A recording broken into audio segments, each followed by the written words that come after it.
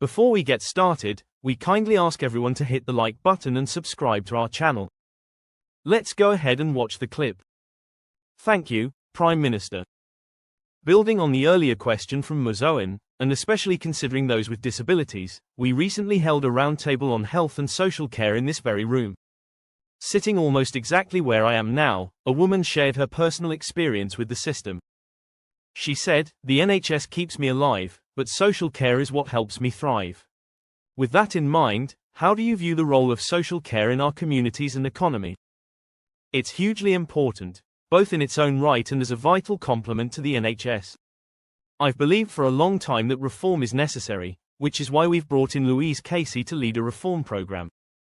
I've specifically asked her to approach it on a cross-party basis, because real, lasting reform can't happen unless there's consensus. Without fixing social care, it's incredibly difficult to get the NHS operating in the way we all want. Do you view social care as a financial burden on the Treasury or more as a driver of economic strength? Absolutely an enabler of the economy. My sister works in care, so I've seen it firsthand. It's about helping people live fully and with dignity for as long as possible. I'm glad you see it that way. But doesn't it frustrate you, like it does so many in the sector, that progress is constantly delayed, often due to upcoming elections? Historically, reform efforts have been derailed during campaigns. Wouldn't it make sense to get it done during this Parliament rather than risk losing the opportunity again? I completely understand your frustration. This issue has been postponed for far too long. That said, we do need to get it right, which is why a cross-party approach is essential. Louise Casey is, in my view, the right person to lead this.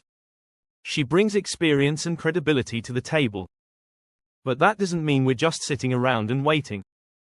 We've already allocated £3.7 billion in additional funding for social care authorities for 2025-2026.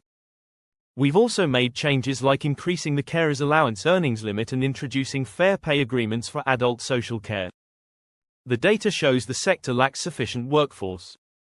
It's fragmented, and many leave for NHS jobs because the NHS offers clearer pathways for career progression.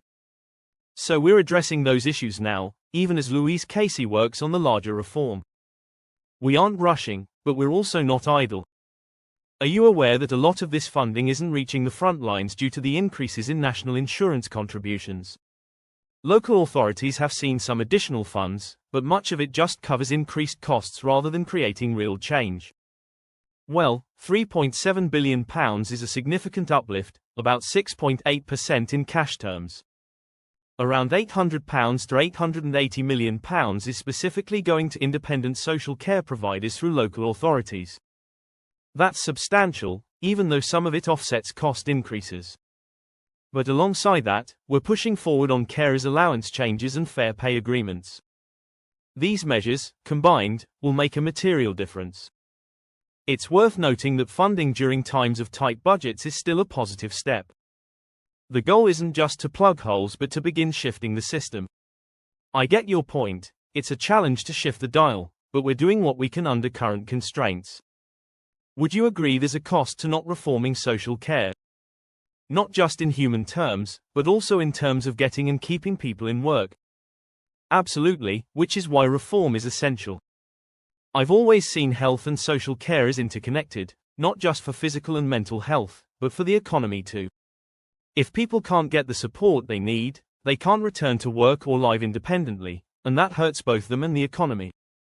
In fact, when we laid out our broader agenda for change, our top mission was economic growth, and everything else, including health and social care, feeds into that.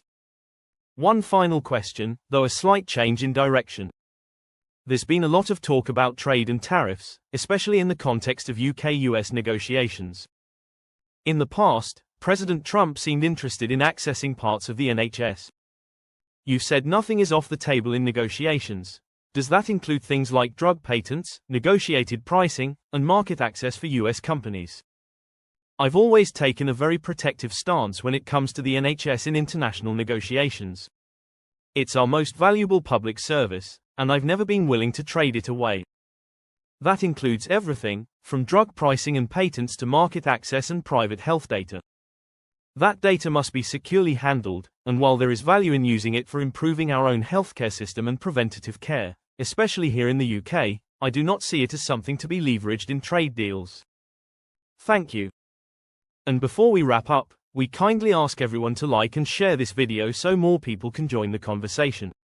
Feel free to share your thoughts in the comments below.